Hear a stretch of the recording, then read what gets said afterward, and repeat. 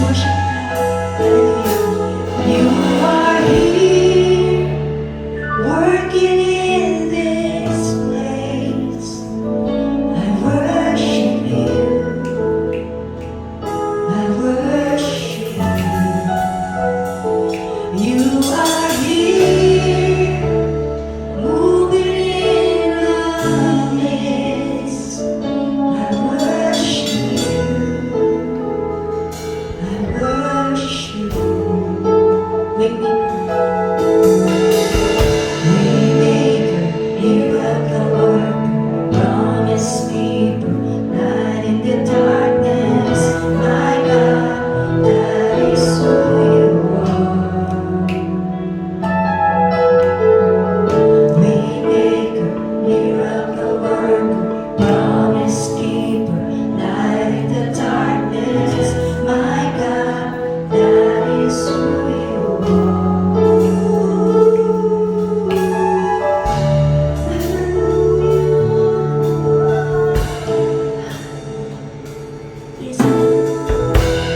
Please, Panginoon, sa amin. You are here, touching every heart. I worship you. I worship you. You are here, healing every heart. I worship you. I worship you. You are here, turning lives around. I worship you.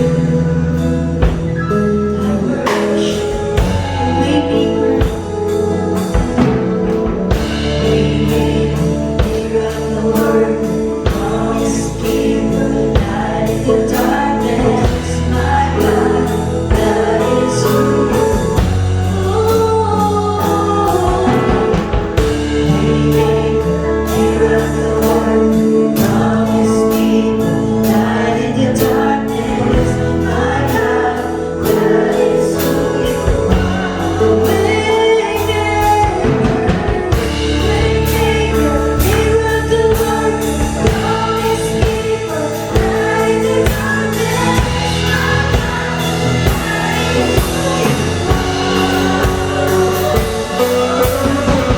Waymaker, miracle worker, promise keeper, light in the darkness.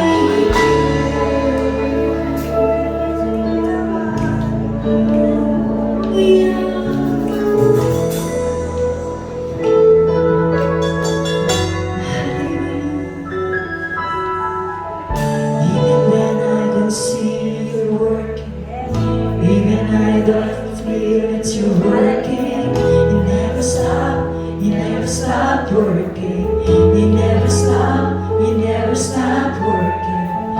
Even when I don't see it, you're working, even when I don't feel it, you're working, you never stop working, you never stop working. Even when I don't see it, you're working. Even when I don't feel it, you're working. You never stop working. You never stop working. Even when I don't see it, you're working. Even when I don't feel it, you're working. You never stop working. You never stop working.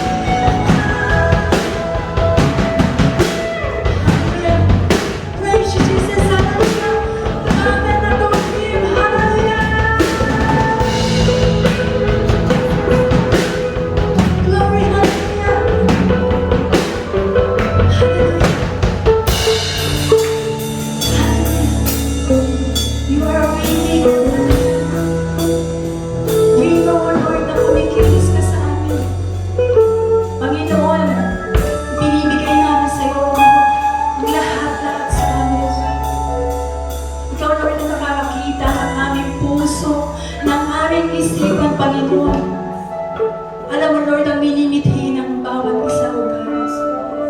Tulungan mo po kami na makarating sa iyong presensya, Panginoon. At hayaan mo, God, na ikaw, Lord, ang aming mag-asa, Lord. Kahit hindi namin nakikita yung pagkinaw sa aming mga buhay, nalalaman namin, Panginoon, na kumikilos ka sa aming lahat. Hallelujah! Hallelujah! Purihin ang iyong pangalan, Panginoon. Hallelujah! Even when I don't see it's working, even when I don't feel it's you working, you never stop working. You never stop working. Even when I don't see it's you working, even when I don't feel it's you working. You never stop working. You never stop working. Hallelujah.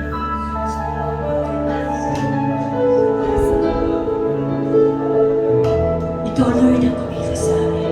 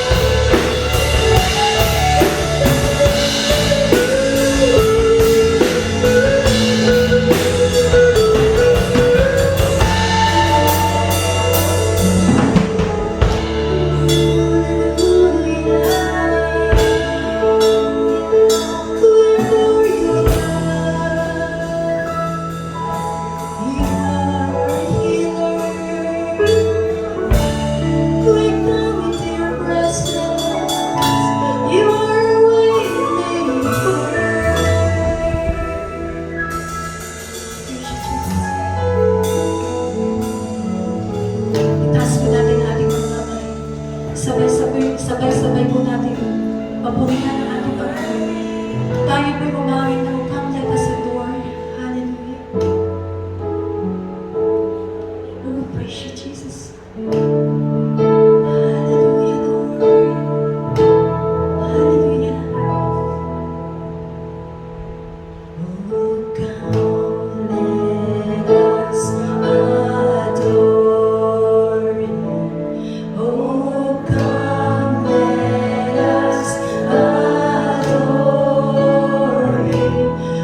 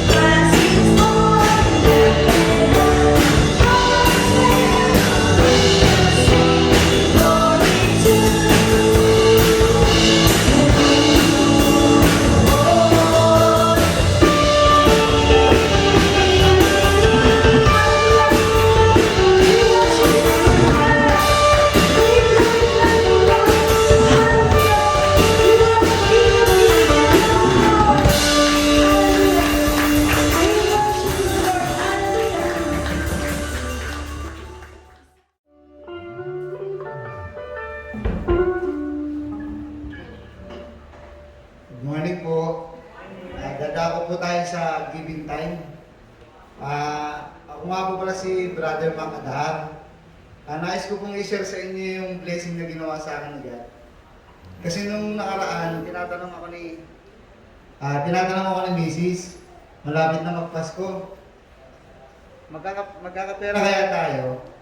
Sabi ko, pray lang. Sabi naman ni Mrs. ulit, sabi niya, mabibigyan kaya tayo ng tita mo? Sabi ko, pray lang. Hindi si tita mo bibigay, si God. Tapos po, nung nabasa ko po dun sa nabasa ko po sa Deuteronomy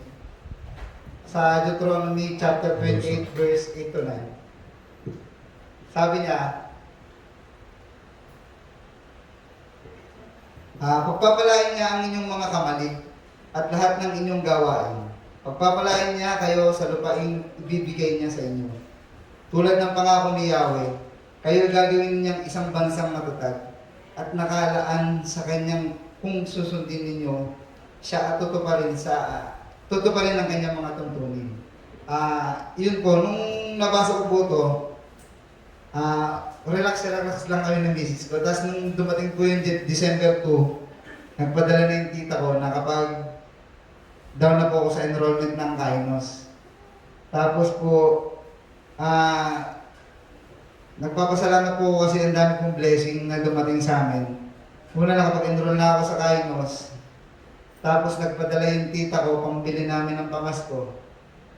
Kami, pamasko nyo, binigyan kami. Tapos, nagpapasalamat din ako kasi ang dami din binigay din sa akin ng church.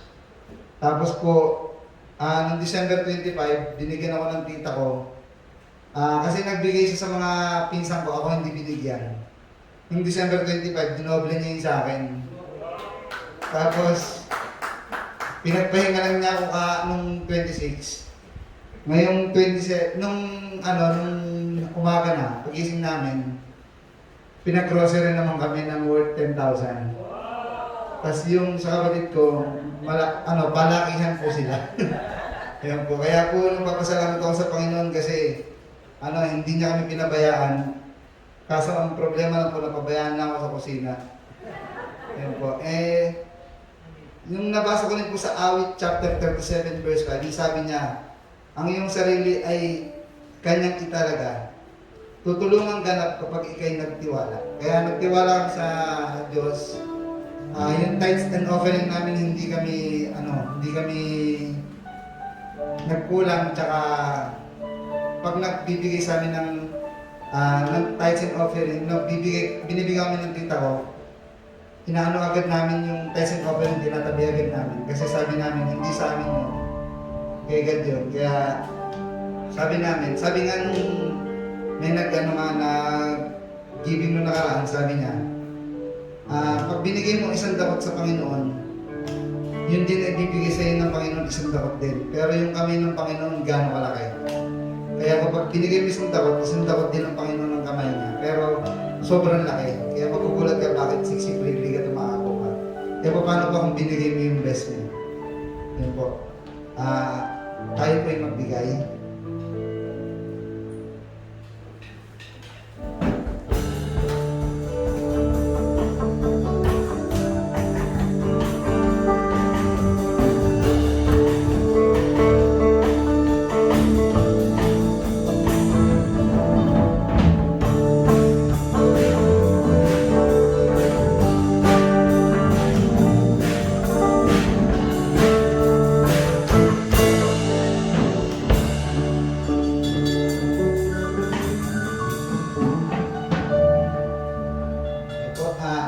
Tayo po, ituon natin ang kamay natin sa ating mga kaloob at ipanalangin po natin. Inaaniya ko po lahat na pumikit at manalangin. Purihin ka, Panginoon, maraming pong salamat sa mga kaloob na ito. Father God, nagpapasalamat kami sa mga blessing at biyaya na binibigay mo sa amin. Father God, i-bless mo rin po ang mga hindi nakapagbigay. Bigyan mo pa sila ng siksik-liglig at umaako pa upang maranasan nila ang pagpapala at makapagbigay din sila po. Maraming pong salamat sa mga tao na binigay mo sa amin. Pagpalain mo pa sila, bigyan mo pa sila ng mga blessing, ng siksik-liglig at umaako pa. Gamitin mo sila sa aming mga buhay, Father. Maraming pong salamat. Tinataas mo namin ang pinakamataas sa papuri, pagsambat pa sa salamat, sa tanging pangalan ng Panginoon sa Kristo. Amen.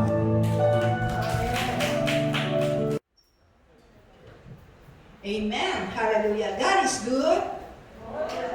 All the time. Amen. Hallelujah. So, 9 months po kung hindi nakatayo sa pulpit. Grabe. Hallelujah. Holy Spirit, come Holy Spirit. So, ang topic ko po sa umaga nito, magandang umaga po sa inyong lahat. Muli po ang inyong lingkod, ang inyong kapatid sa Panginoon. Share ko sa inyo is about commitment.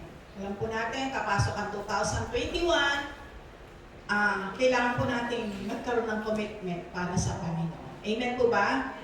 Amen. So, bago po ako have you ever decided to make a plan for next year of what will be your commitment? Ano ba yung commitment mo next year?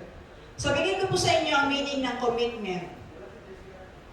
Commitment is an agreement or pledge to do something in the future or to obligate ourselves to a cause.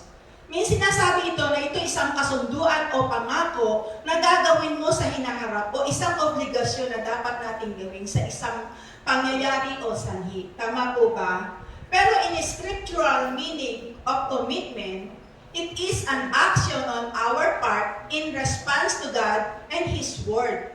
Ito ay isang action mula sa atin bilang pagtugon natin sa Panginoong Diyos at sa Kanyang salita. Hallelujah. So, tignan po natin ang ating teksto sa Luke 5, 1-6. Yan po. Luke 5, verse 1 hanggang 6.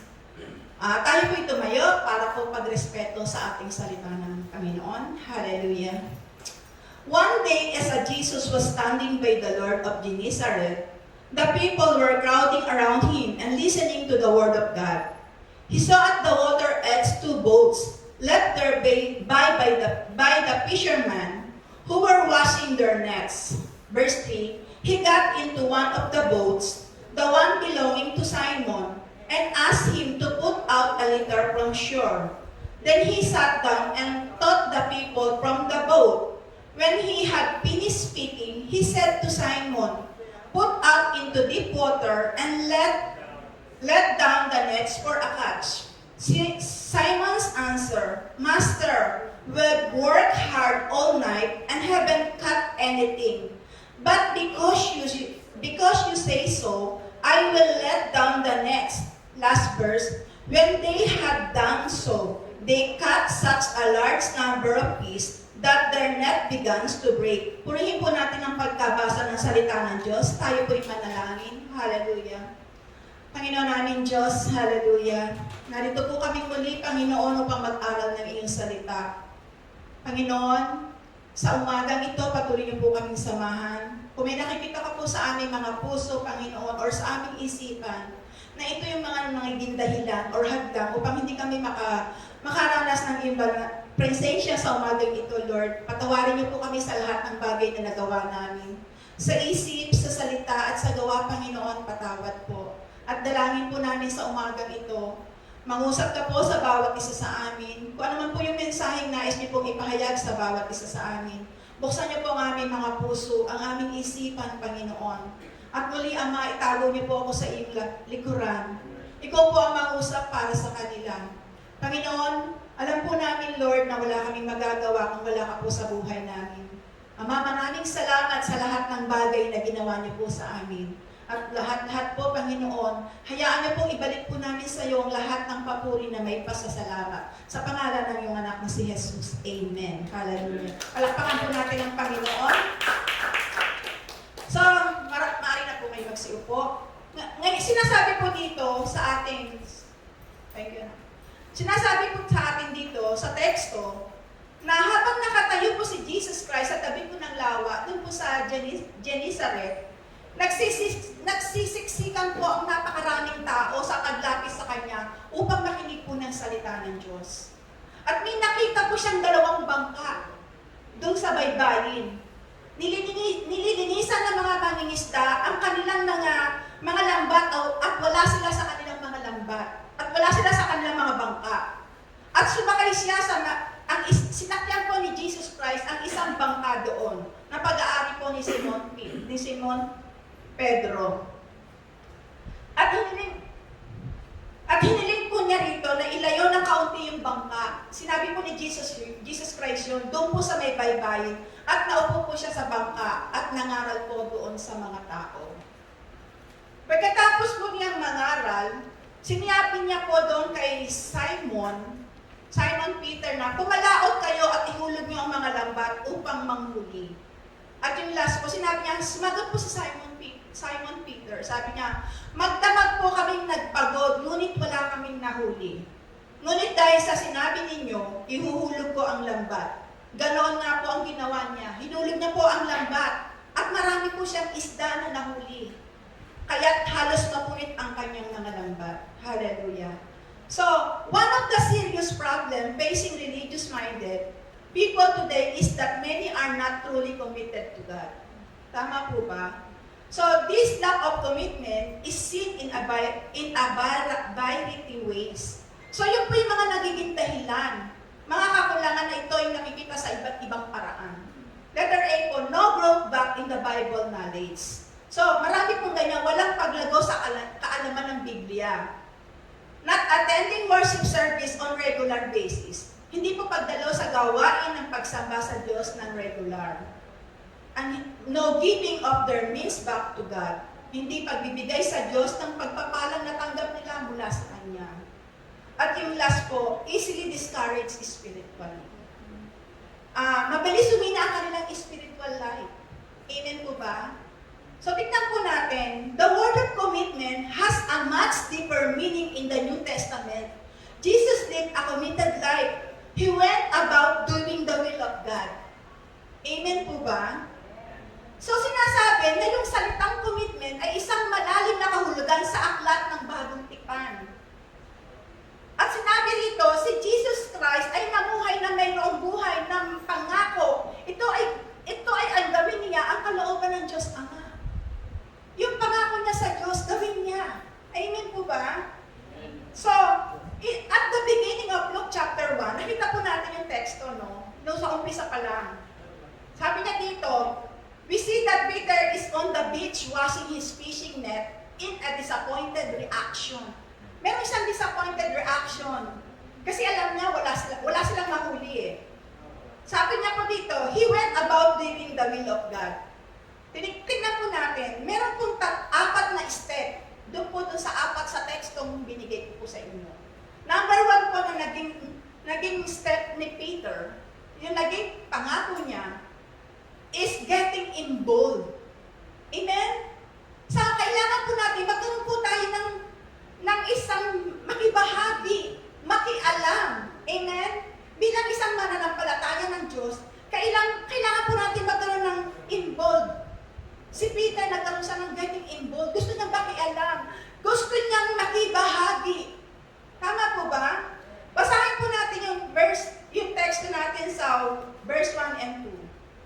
Sabi niya po dito, one day as Jesus was standing by the lake of Gennesaret, the people were crowding around him and listening to the word of God. He saw at the water edge 2 boats left there by the fishermen who were washing their nets. So nakita niya na nakatayo si Jesus Christ sa tabi ng lawa. At nagsisiksikan yung napakaraming tao. Nakita niyo ni Peter.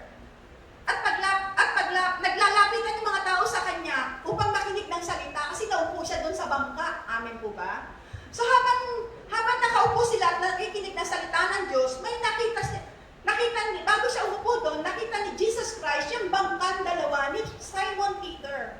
At yun po, nilisa na mga isda ang kanilang lambat at wala silang sa kanilang mga bangka. Ang ginawa ni Jesus Christ, doon sa dalawang bangka, yung isa doon ay pinuntahan niya at inupuan niya at inutos niya doon sa mga tao na ilayo ng konti sa baybayin. Yun yung ginawa niyang palpito. Amen po ba? So yung mga tao ay nakikinig, nagsiksikan sila. At si Peter, gano'n din ang ginawa niya, nakinig din siya. Amen? Hallelujah. So dito, Peter is willing to let Jesus use his boat.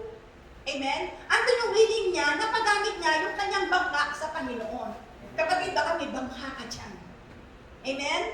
So, sabi dito meron pong senaryo sa Luke 4:38. There is a scene that Peter already knew the Lord Jesus at that time, but he has been content just to hear the word of God while continuing his normal way of living. So si Simon Peter, kilala niya si Lord. Kilala niya. Parang kagaya ng mga tao. Kilala niya si Jesus Christ, di ba? Si Simon Peter, kilala niya si Lord. Pero kontento na lang siya na sa pakikinig niya. Amen? Pero may mga time na dumating sa kanya na kailangan niya si Jesus Christ. Amen? So basahin po natin yung Luke 4:38. Jesus left the synagogue and went to the home of Simon Peter. Now Simon's mother-in-law was suffering from the high fever and they asked Jesus to help her. So humingi siya ng tulong kay Jesus. Minsan ganyan tayo eh. Amen? Ganyan tayo. Saka lang tayo lalapit sa Panginoon kapag kailangan natin ang Diyos. Amen po ba? So, to be honest, ganyan tayo lahat. Although nakakailangan na tayo sa Panginoon, pero sometimes, nakakalimot tayo dahil sa mga nakikita natin sa mga blessing, lalo na pagkakampanya tayo. Amen po ba? Kapag nakakaranas na tayo na okay tayo, parang hindi, kahit ako, dumadanas ako ng ganyan, kahit na naglilingkod na kami kay Lord, pero lahat tayo, to be honest, lahat tayo ganyan. Saka lang tayo bubukas ng ating medicine cabinet kapag tayo ay may sakit. Amen? Saka lang tayo tatawag kay Lord kapag tayo hirap na.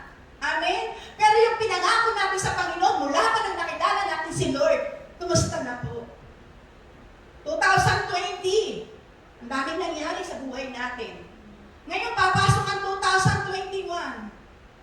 What is your commitment kay Lord this coming 2021?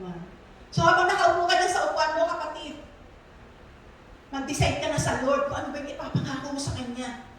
Kasi alam po natin, without God, we can do nothing.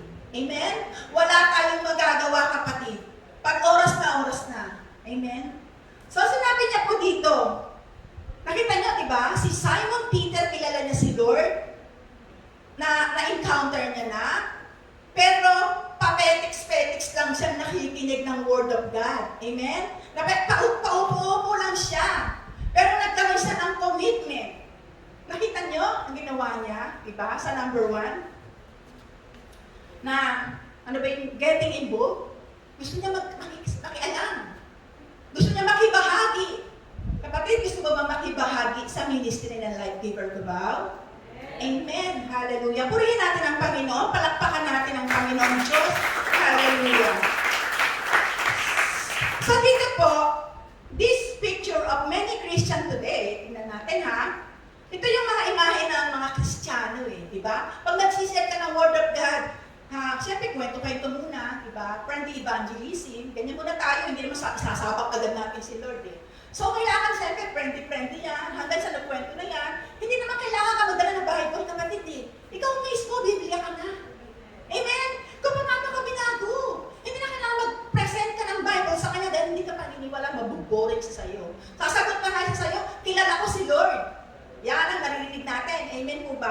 Ang sabi niya dito, sabi ng mga Kristiyano ha, know the Lord. Yes, I know the Lord. Diba? Sabi nila, I know the Lord. Yes, alam nila si Lord. Kilala na sila Lord. Kilala na si God, si Jesus Christ, yung pinako sa krus, yun ang pagkakaalam nila. Tapos sabi niya, willing to listen the word of God. Willing sila makinig. Nakikinig sila. Amen? Maraming Kristiyano ang nakikinig sa salita ng Diyos hanggang nakikinig lang sila. Amen ba? Pero walang application. Paglabas pa rin nila, sila pa rin yun. Tama po ba? So, yan ang Kristiyano ngayon, kapatid. So, alam natin, lahat tayo nakaka-experience ng ganyang mga tao. They like to hear good preaching, but they don't want to get involved. Maraming nakikinig kahit sa church natin. Marami tayong na-encounter, marami tayong nasisira ng Word of God, pero wala pong nag-i-involve sa ministry. Ayaw po nilang makibahagi, ayaw po nilang makisama. Lalo na pagdating sa live group, busy ako, may trabaho ako, hindi ako pwede, hindi ako makalabas. Kung gusto mo, maraming paraan. Amen? Kung ayaw mo, maraming dahilan. Tama po ba? So alam natin lang, marami tayong na-encounter lang na sa online. Amen po ba? So ngayon, sinabi dito, example po sabi ng Mark 10:45. Sabi niya dito, even the Son of Man did not come to be served, but to serve and to give His life as a ransom for many. Amen? So sinabi niya, sapagkat ang anak ng tao ay naparito hindi upang paglingkuran. Amen? Hindi po naparito si Jesus Christ para paglingkuran, kundi naparito po si Jesus Christ upang maglingkod at ialay niya ang kanyang buhay para po sa atin, para po sa lahat. Amen? Hallelujah. Tapos sinabi niya pa rito, upang ikatubos ng marami. Kapatid, yan po yung ginawa ni Jesus Christ. So yan po yung nais ng Diyos na gawin natin. Hindi tayo tinawag para lang maupo, para lang po makinig sa magagandang mensahe ng Panginoon, magagandang mensahe ng pastor natin, sa mga conference, kapatid. Lahat ng naririnig natin, dapat i-apply natin, share natin. Amen? Hindi kailangan magdala ng Bible, sinabi ko sa inyo. Kung ano yung narinig mo, apply it, and then share mo kung paano mo na-encounter si Lord. Tama po ba? Hallelujah. So, yan po yung first, getting involved. And number 2, the second is, turn our boat over to the Lord. Yan po. Sabi niya dito, Peter is willing to turn over what he's owned to the Lord for his shoes. Amen? Gusto ni Pedro ibalik sa Panginoon ang anumang pag-aari niya upang siya ay gamitin ng Diyos. Kapatid, ano ba yung gusto mong ibalik kay Lord? Upang magamit ka sa panahon na ito, lalo na po sa next year. Marami tayong kinaharap. Next year, hindi natin alam. Amen po? We own things, we own time, we own talent, and are you willing to share what we own with the Lord? Kaya mo bang i-share yan sa Panginoon? Ha, mga kapatid? And are you willing to invest your abilities and gifts for His ministry? Kung ano yung gift mo, kung ano yung mga talent mo, are you willing to share? Are you willing to invest? Ha, kapatid? So, wag po tayong makontento na lang na nakikinig tayo. Share natin. Napakabuti ng Diyos sa inyo, mga anak. Dahil mga bata pa kayo yung susunod na generasyon. Kami, alam niyo na yung mga edad namin, napakabait ng Diyos sa inyo. Bakit? Ngayon pa lang, nang dami niyo ng training. Amen? Malalakas pa yung mga mindset niyo. Malakas pa kayong kumika. Malakas pa kayo sa memory. Gamitin niyo yung mga talent niyo na yan. Kasi kapag hindi nagamit yan, iba po ang gagamit. Amen? Hallelujah. Palakpakan po natin ang Panginoon. So yun po, sabi po ng Ephesians 2:10, we are God's handwork, created in Christ Jesus to do good works, which God prepared in advance for us to do. Kung ano tayo ngayon ay gawa ng Diyos. At sa pakikipag-isa natin kay Kristo Jesus, ay nilikha niya tayo para sa mabuting gawa na hinanda niya noong paman upang gawin natin. So kung ano ka ngayon, kapatid, gawa ni Lord yan. Kung ano yung meron ka, gawa ng Panginoon yan. Kung ano yung mga binigay sa'yo ng Diyos, ay para yan sa Lord, hindi yan para sa'yo. Dahil inihahanda ka ng Diyos. Ilabas mo yan. Alam mo ba, sa totoo lang, ako nung time na bago ako maging Kristiyano, paupo lang ako dyan. Katulad, wala lang. Tapos, nakikinig lang ako. Alam ng iba dito yan. 2009 ako nakakilala kay Lord. Pero, sabi ko, ministry namin sa Ligarda. Sabi ko, Lord, nais ko pong gamitin ako sa ministry. Kasi lang sabi ko ha, nag-umpisa po ako sa ushering. Kaya kapatid, calling mo yan. Training ground mo yan. Kahit na-ushering ka lang, para kay Lord yan. Hindi yan para dito sa tao dito. Kapatid, para kay Lord yan. Pagbibigay mo ng tubig sa pastor, hindi ka nagbibigay sa pastor. Ginagawa mo to kay Lord kasi lahat tatanungin sa'yo ng Panginoon yan. Amen? Nag-umpisa ako sa ushering. Taga-ayos ng silya, taga-walay sa Legarda. Alam niyo ba bakit? Nagkaroon po ako ng burden sa puso ko. Nakita ko yung mag-aama. Si Pastor, si JC, si Jello, from Marikina, pagod na pagod, pawis na pawis. Sila ang nag-aayos, sila ang nagwawali, sila ang naglilipit. Sila lahat. Amen? So, nung napunta ako doon, nagkaroon ako ng burden. Kasi gusto ko pong magamit ako ng Lord kahit sa simpleng bagay lang. Sabi ko, Lord, gusto ko magamit ako sa ministry nito. Tapos ang ginawa sa akin nila, siyempre wala talagang tao, silang tatlong mag-aama. Alam niyo ba ang ginawa sa akin ni JC?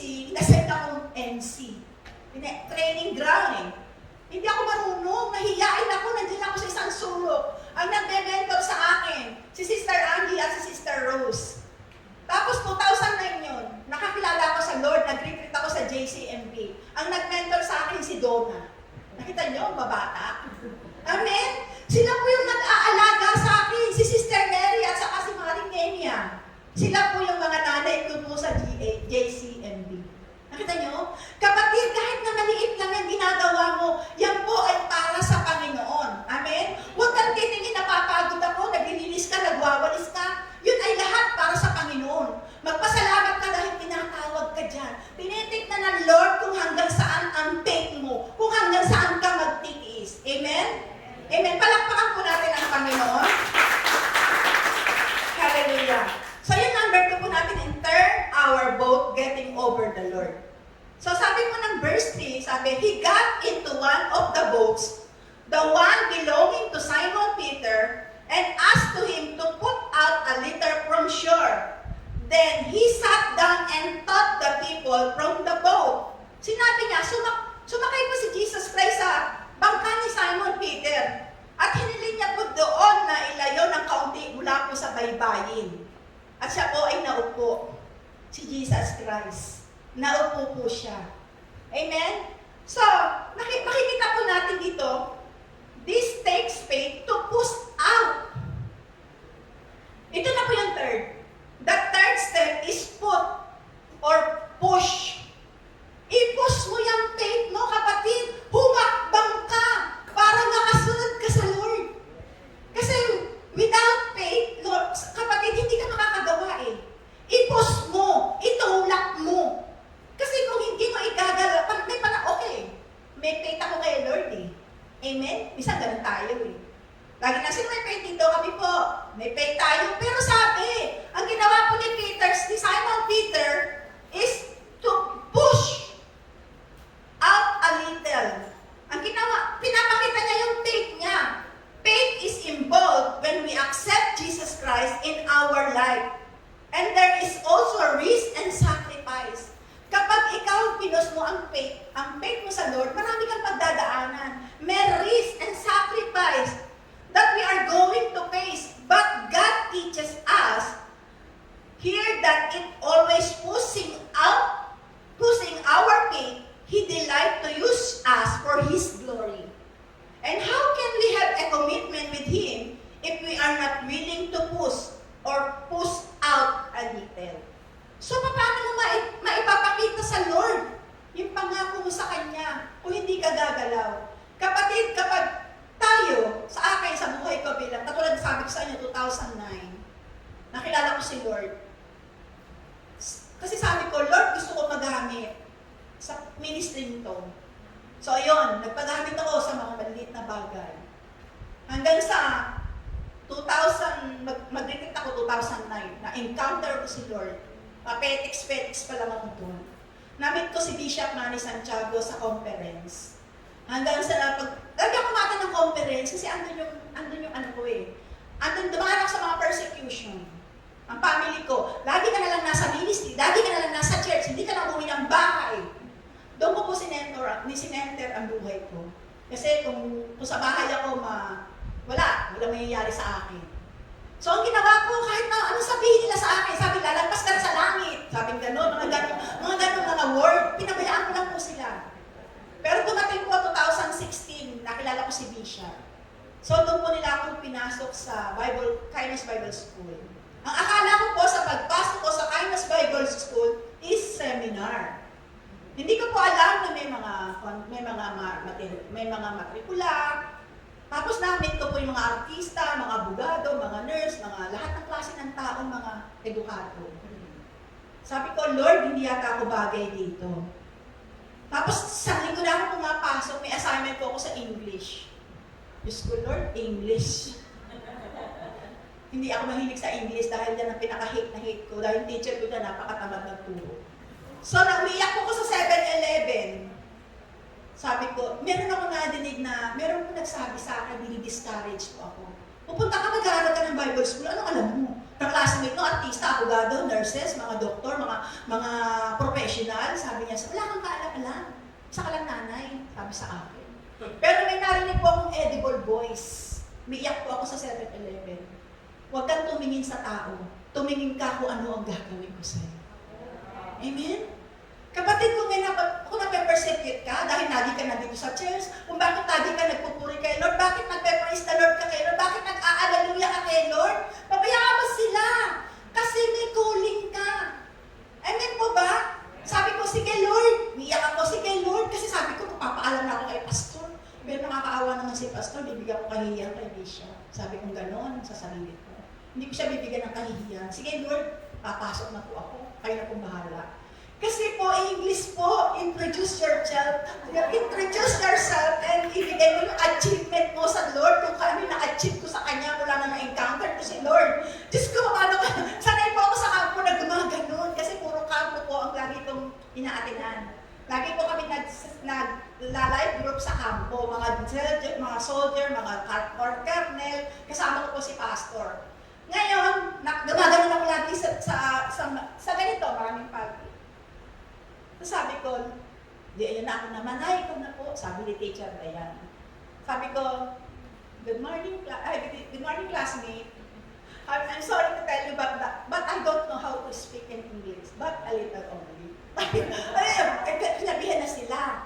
Tapos I introduced myself about the goodness of God to me, ganun, blah, blah, blah. Tapos umiiyak na ako kasi ramdam ko si Holy Spirit.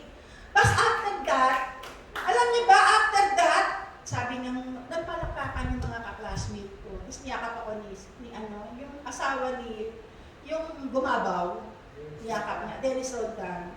Sabi ko sa'yo, sister, God is good for you. Thank you po. Sila yung nag-encourage sa akin, mga pastor. Kasi nakita nila sa akin eh. May calling ka, sis. Huwag ka mahiya. Napakamahiyain ng tao. Pero ito na yung sa inyo. Ang kapal-kapal na ng mukha. Amen po ba? Amen. Palakpakan po natin ang Panginoon. So, yun po. Kailangan magkaroon ka ng getting involved kay Lord at turn our boat over the Lord. So, ano yung boat na yan? Na ibigay mo sa Panginoon. Yung oras mo, yung talent mo, yung time mo. Everything na meron ka, bigay mo sa Panginoon. Amen po ba? So, number 3 po is, sabi mo na Hebrew 12:2, sabi niya, fixing our eyes on Jesus, the pioneer and perfecter of faith, for the joy set before Him, He endured the cross, scorning its shame, and sat down at the right hand of the throne of God. So, ito natin ang ating paningin kay Jesus. At higit sa lahat, sa Kanya nakasalalay ang ating pananampalataya mula sa simula hanggang katapusan. Dahil kagalakang naghihintay sa Kanya, hindi niya inalintana ang kahiyang pagkamatay sa krus. Siya ngayon nakaupo sa kanan ng trono ng Diyos. So ituon po natin sa Panginoon. Yung ating puso, yung ating sarili. Dahil wala tayong magagawa. Dahil sa panahon na ito, lumalaban po tayo. Ang kalaban po natin, hindi po natin nakikita. Amen? Hindi natin ina-expect yung nangyari 2020 ito. Ngayon naman, 2021.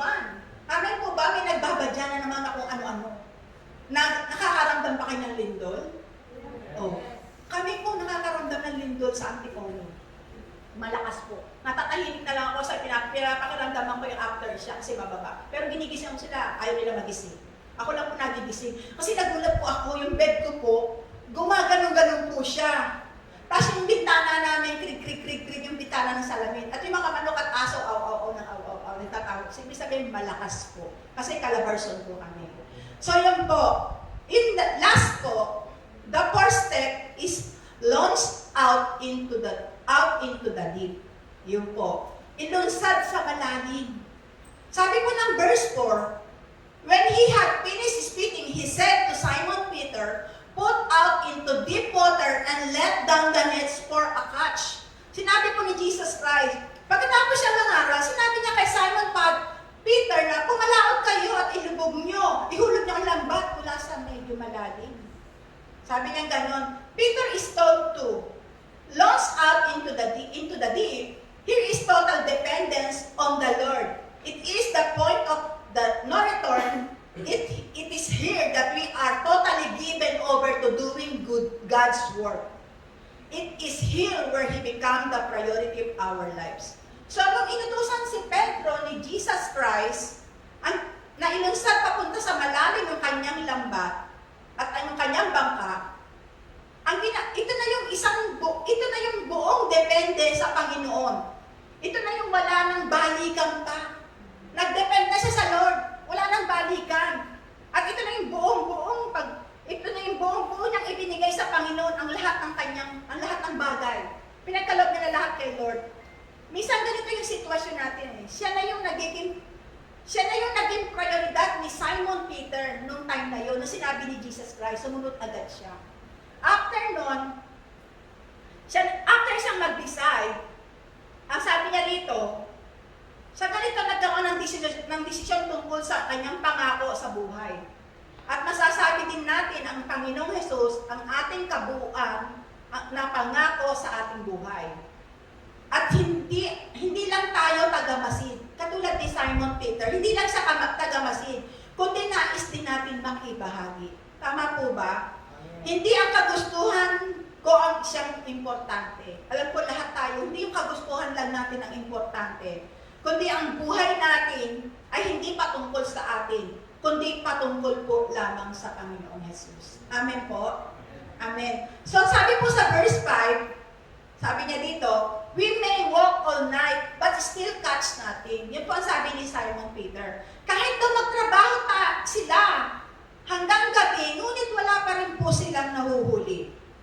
Simon answered, Master, we worked hard all night and haven't caught anything, but because you say, I will let down the nets. So yun po yung ginawa niya. Inihulog niya po yung lamba dahil sinabi po ni Jesus Christ. Pero nandun pa rin yung parang napipicture niyo po. Because sinabi mo, sige, ihulog ko. Dahil sinabi mo, Lord, sabi mo kasi, Pastor, sige, pupunta ako. Amen?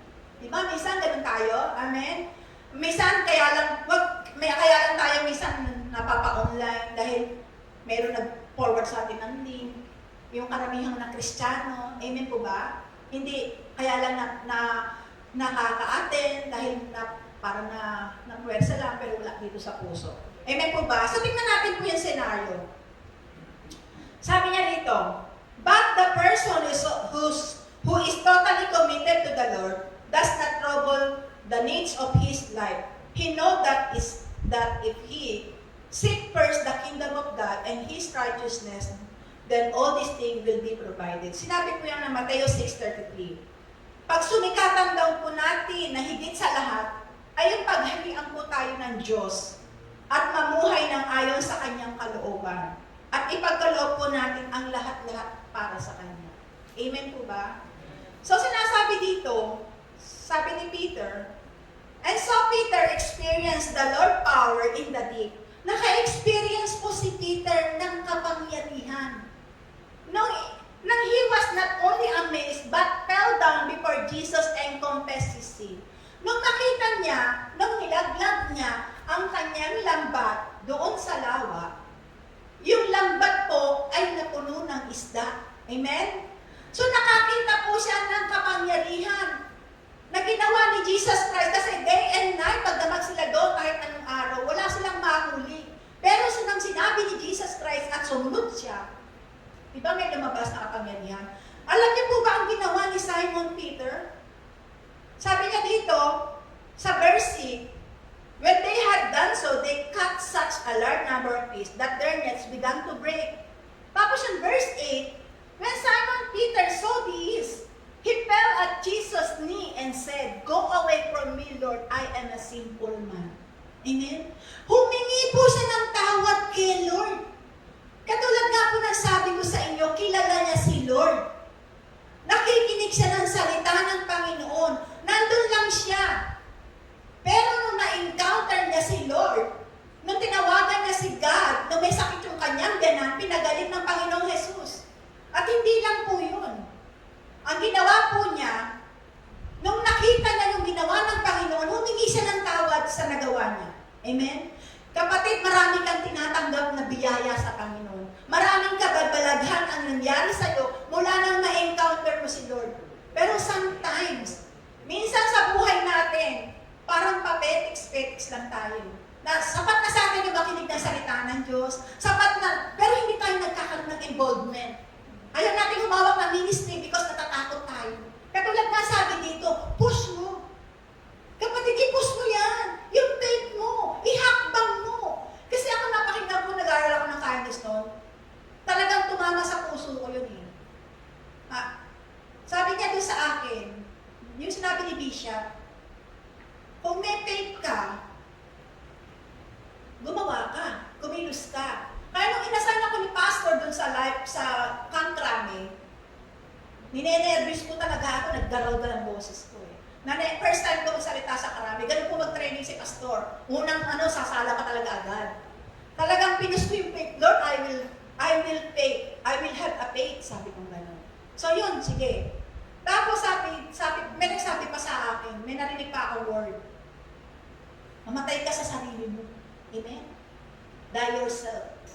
Sabi ko, Lord, handa ako mamatay para sa sarili ko. Ibig sabihin, hindi ka handa mamatay na physical. Kalimutan mo yung sarili mo. Nakatingin ka lagi sa iyo, hindi ko kaya, hindi ko alam ito, paano ito. Iiya ako, puro ako. Amen? So, pag tinawag ka ng Lord, umakyat ka dito. Amen? Katulad na sabi ko sa inyo, hindi ikaw ang magsasalita dito, kapatid. Ako, bago ko bumalik dito, nandyan ako, kinakabahan ako. Kaya nga sabi ko kay Mark, anak, kailangan ko tubig. Kasi nanginginig po ako eh. Kinakabahan po ako. 9 months na akong walang tayo dito sa party ko dahil sa lockdown. Pero ito ako ngayon, nawala yung kabog ko. Bakit? Hindi ako nagsasalita sa inyo. Si Lord ang kasama ko dito. Kasi diyan pala sa upuan ko, nananalangin na ako. Lord, samahan mo ko, ikaw magsalita. Kung anong nais mong ipahayag mo sa kanila, manggagaling lamang sa iyo. Huwag manggagaling sa akin. Amen po ba? So, palakpakan po natin ang Panginoon. Hallelujah. So, yun po ang ginawa ni Peter. Sa ginawa ng Lord sa kanya, siya ay, sabi niya dito, when Simon Peter, sabi sa verse 8, when Simon Peter saw this, he fell at Jesus' knees and said, "Go away from me, Lord, I am a sinner." So sa panahon na ito, ano man yung kasalanan natin, lumapit po tayo sa Panginoon. Ang sabi niya dito, nang nakita niya si Simon Peter, siya ay lumuhod sa harap ni Jesus Christ. Sa panahon na ito, ano ba yung pinramis mo kay Lord na hindi mo pa nagagawa? So lumapit tayo kay Lord na may pagpapakumbang. Baba?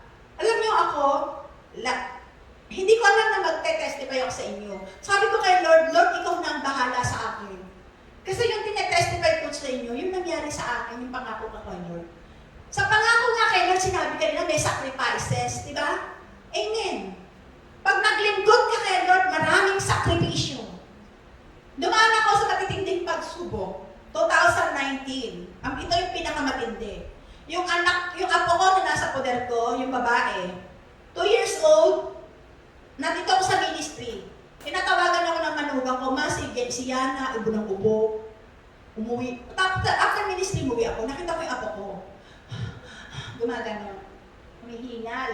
Alert po ako lagi dyan kasi namatay po yung kapatid ko sa hingal lang hingal, may sakit sa puso. Sabi ko, dalhin mo na sa ospital. Nang dinala sa ospital, yung apo ko po, mababa po yung oxygen. Amen? Kailangan po ng tao normal ang oxygen. Sabi na, nakumpay yung apo ko diyan kay Dr. Wong sa Manila. 3 days po siya sa ospital.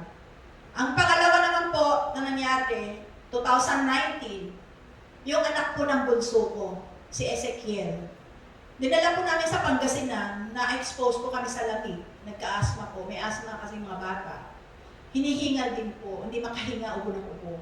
Dinala po sa private doctor sa center, sa Mantipolo. Na-confine din po, nilagyan din po ng oxygen kasi bumaba yung mga oxygen ng mga bata. 2019, December 29, na-aksidente po ako. Nakita niyo, no? Pag maglilingkod ka sa Lord, may mga struggle. Pero itong struggle na to, ito yung magpapalakas sa iyo, kapatid. Amen? Kung ano yung mga sakit na nararanasan mo, ito yung magiging matatag ka. 2019, December 29, last year, nabangga po yung tricycle na sinasakyan ko ng taxi.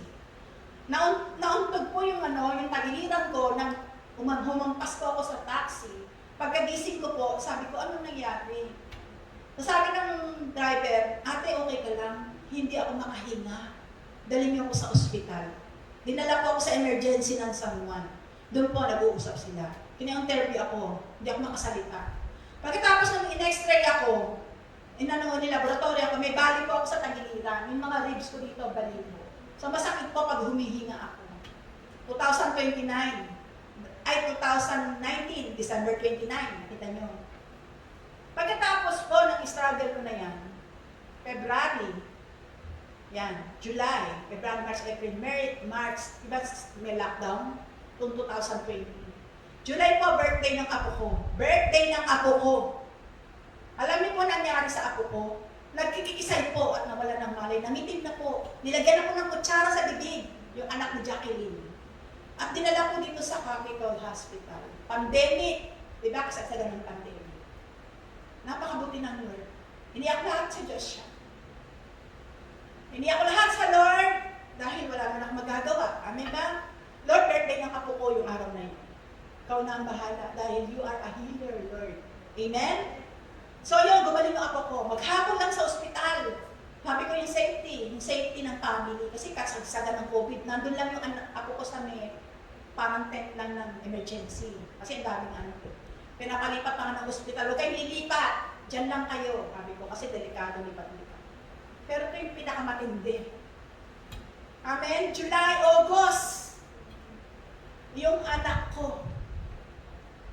Namatay yung anak ko August 18. Ang lakas-takas. Siguro yung nangyari na. Sabi ko, hindi ako nagtanong kay Lord. Lord, nagsiserve ako sa iyo. Lord, napapagamit ako. Lord, binibigay ko lahat. Wala akong tinanong. Basta ang sabi ko sa kanya, Lord, ikaw na ang bahala sa anak ko. Alam niyo po, yun ang sinabi ko sa bibig ko. Ikaw na ang bahala sa anak ko. Kitang-kita ko yung anak ko sa video. Hinihingal, hindi makahinga. Alam niyo po ba, hindi ako umiiyak. Basta sabi ko, Lord, ikaw na bahala sa anak ko.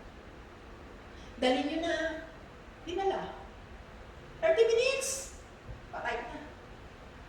Amen? Ganun po. Pero itong sakit na to, na nandito, ito po yung nagbibigay sa akin para maging malakas ako. Para patuloy akong kakapit sa Lord. Kapatid, habang sinasaktan ka ng kalaban, diyan ka kakapit. Yan ang magbibigay sa iyo ng kapangyarihan na hawakan mo ang Diyos. Amen ba? Nakikita niyo ako, eto, maharap ako sa inyo. Kasi nandito pa rin yung sakit eh. Pero itong sakit na to, hindi ito yung magiging dahilan para huminto ako. Dahil ito yung nagiging kalakasan ko. Ito yung nagiging kalakasan ko para maghanip ako ng Diyos. Sabi nga ng mga anak ko, huwag nating pag-usapan siya. Pero hindi po maalis na hindi pag-usapan. Lalo na po ako. Nakikita niyo ako, okay lang ako. Pero, okay ako. Kasi pinaalalayan ko yung sarili ko eh. Kasi nung namatay yung anak ko, hindi ko sinabing umayak ako, umiyak. Iyak, sige iyak. Doon ako lagi sa gripo. Kasi yung tubig, pinanghihilamos ko. Yun, parang hindi papansin. Hindi ako natutulog, 3 araw ako lang tulog, walang kain. Pero God is good. Binigyan niya ako ng lakas para makasama ko yung anak ko sa 4 na araw, hanggang sa ilibing siya. Hanggang ito. Alam ko, napansin niyo, medyo pumayat ako. Talaga nagbayos ako. Kasi nga, nag-maintenance ako. Amen ba? So ngayon, sa panahon na ito, sabi ko sa inyo, ano man yung pinagdadaanan nyo, ano man persecution nyo sa buhay, si Lord lang po ang tanging nating pag-asa. Dumaan tayo sa mga pagsubok na hindi natin ina-expect sa ating sarili. May 2021 na hindi natin alam kung ano mangyayari. Kapatid, maghanda ka na. Maghanda ka na, ilapit mo na kay Lord ang lahat. Ilatag mo na sa Kanya. Ibigay mo na sa Kanya ang buhay mo. Yung bangka mo. Yung sa talent mo. Yung oras mo. Kung ano meron ka, magamit mo kay Lord. Katulad ni Simon Peter. Pinagamit niya kay Lord yung kanyang bangka para makapaghayag ng salita ng Diyos. Amen? So kung ano meron ka, ibigay mo kay Lord. As i-push mo yung faith mo. Amen? I-push mo ang faith mo na magamit ka ng Panginoon at magkaroon ka ng involvement. Makialam ka sa ministry, makisama ka. Huwag lang tayo makontento sa pakikinig ng salita ng Diyos. Amen po ba? At higit sa lahat, laliman mo ang iyong pananampalataya sa Diyos. Amen? Conclusion. Hallelujah. Sabi nito, Peter reached to the point that he left everything and followed Jesus. Yes, there were failures and struggle to come. But remember that God is in control of everything. We should not be afraid. Having a commitment with Jesus is no challenge, but it leads to life in all its fullness. And since we know this, we need to ask ourselves. So ito po yung tanong. Will I respond God's calling and follow Jesus and speak the powerful life-changing truth? Or will I shrink back and reject His offer? Ano po? Kayo po makakasagot. So, what is your commitment next year? Ano po ba yung ipapangako niyo sa Lord? Amen? So, tayo po tumayo. Hallelujah. Hallelujah. Hurakanda rabashikaraba. Hallelujah. Hallelujah. Hallelujah. Hirayaya hande. Horokanda rabashakarabahi. Horobasande. Hallelujah. Holy Spirit. Hallelujah. Hallelujah. Kapatid, 2020 iiwan natin. Picturein mo yung nangyari sa'yo. Ano ba yung pinapangako mo sa Lord 2021? Ano ba yung gagawin mo para sa Kanya? Magkakaroon ka ba ng involvement sa mga ministry? Makikialam ka ba? Sasama ka ba sa life group to sharing the Word of God? Or, okay na sa'yo yung ganito? Hallelujah. Kapatid, kung gusto mong sumunod, kung gusto mong ibigay ang buhay mo sa Kanya, pwede mong itaas ang kamay mo. Hallelujah. Hayarakandara bashikaraba. Hallelujah. Hiyarasandara sikarayahande. Hallelujah. Kapatid, ito yung 2020. Iiwan natin. Kung ako pinangako ko na gusto ko magamit sa ministry ng Life Labor Program, ano yung nais mo?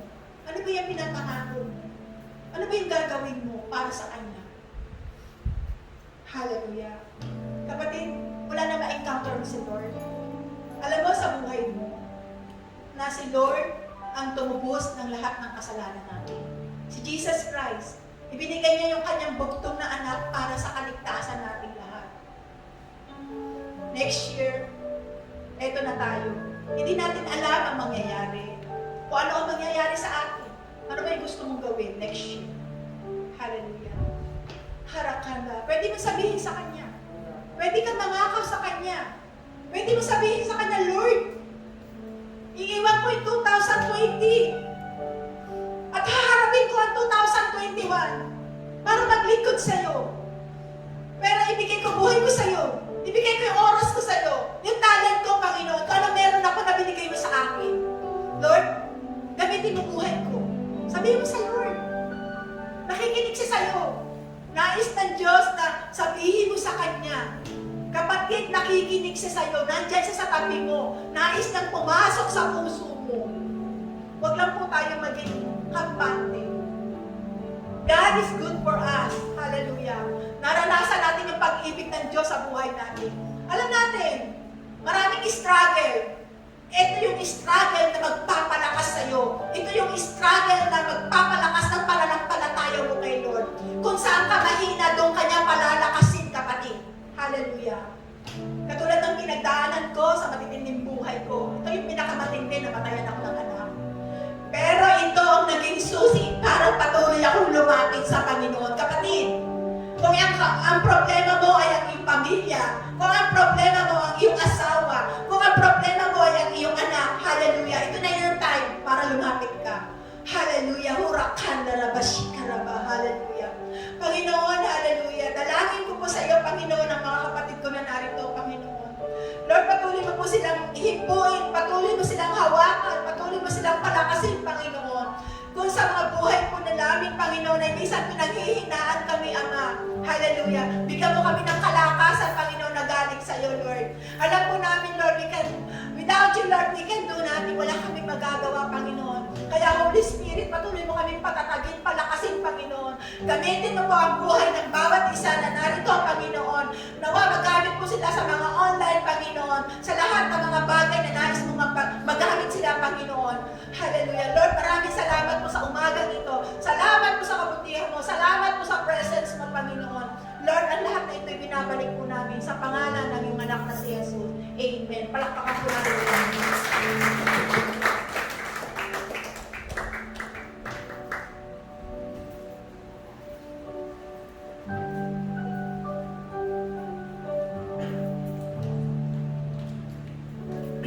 Purihin ang Diyos sa hallelujah sa word na ibinigay po sa atin ni Pastora Tess.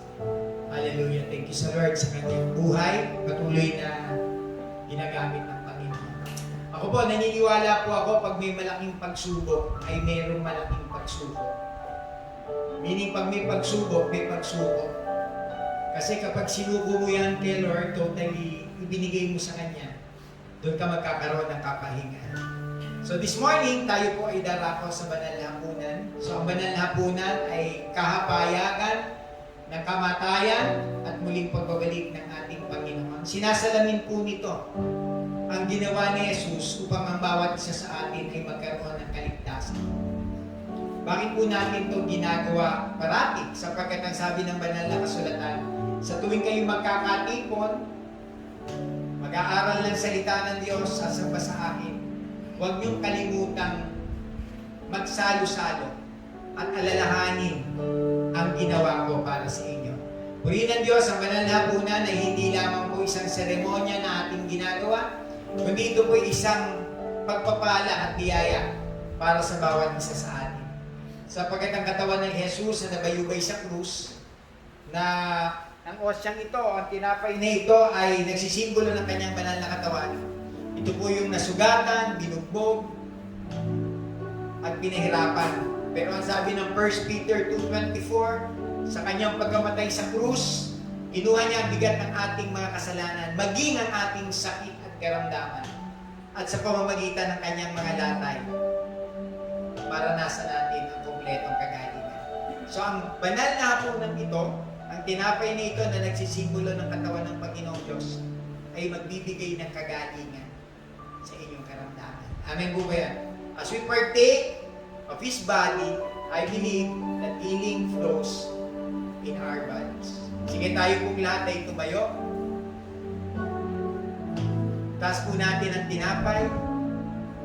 Ang tinapay na ito na nabayubay sa krus ng Kalbaryo ay siyang katawan ng Panginoong Yesus na magbibigay ng pagpapala sa ating mga katawan. Tanggapin po ng bawat isa sa atin ang simbolo ng katawan ng ating Panginoong Yesu Cristo.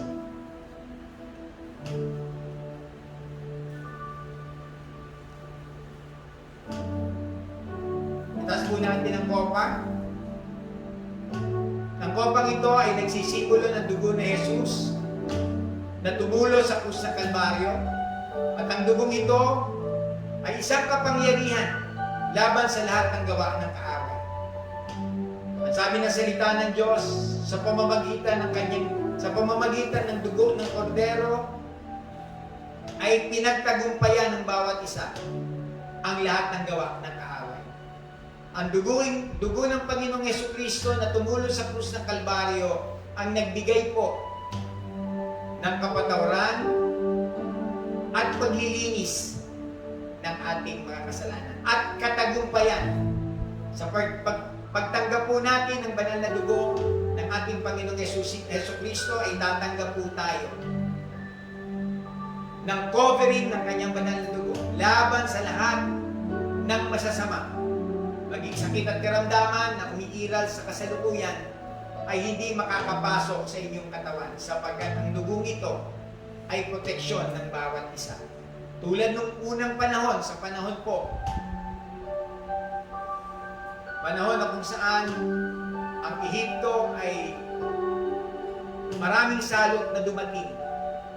At yung uling salot, lahat po ng pintuan ay nilagyan ng dugo upang ang spirito ng kamatayan ay hindi makapamasok sa kanila. In this way, in the same way, sa umagang ito, tatanggapin po natin ang simbolo ng banal na dugo ni Jesus na siyang maglilinis sa ating mga kasalanan at magpoprotekta sa atin sa lahat ng sakit at karamdaman at sa lahat ng gawa ng kaaway.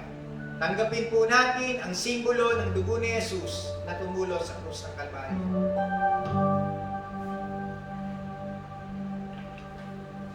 Panginoon, maraming pong salamat sa iyong biyaya, sa iyong habag at sa iyong awa. Salamat po for giving us again the time and the opportunity na masamba ka namin sa lugar na ito at mapagpasalamatan ka namin, Lord God, for everything you've done in our lives.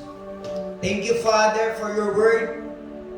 Sa umagang ito, alam po namin, Lord God, ito isang hamon sa bawat isa sa amin. Na in spite na may mga hadlang, may mga kadahilanan, may mga bagay na pumipigil sa amin. Subalit salamat sa iyo, Panginoon, sapagkat ikay Diyos na buhay na makapangyarihan. That you are in control of everything. Hallelujah. You are sovereign God. Na hawak mo ang aming mga buhay. Hawak mo ang aming mga kabuhayan. At hawak mo ang aming mga kinabukasan. Maraming pong salamat, Ama. Pinupuri ka namin, sinasamba ka namin. Ito po ang aming pinagkakaisang panalangin sa pangalan ni Jesus. Amen. Okay, sige po, tayo po ay darako na sa benediction prayer. Taas po natin ang dalawang kamay natin sa Diyos. Hallelujah. Ang sabi po ng Deuteronomy chapter 8 verse 1, be careful to follow every commands and instruction God has given us today, so that we may live and increase and may enter and possess the land that the Lord promised us on oath. Sumating lahat ang pag-ibig ng Diyos Ama, ang pagpapala ng ating Panginoong Hesus, at ang patuloy na pangunguna ng Banal na Espiritu sa ating mga buhay. Tapos na po ang ating gawain sa Panginoon. Humayo tayo na may kagalakan, may kapayapaan, may pag-ibig at kapangyarihan, sapagkat kasama natin ang ating Panginoong Jesucristo araw-araw. Pagpalain po tayo lahat.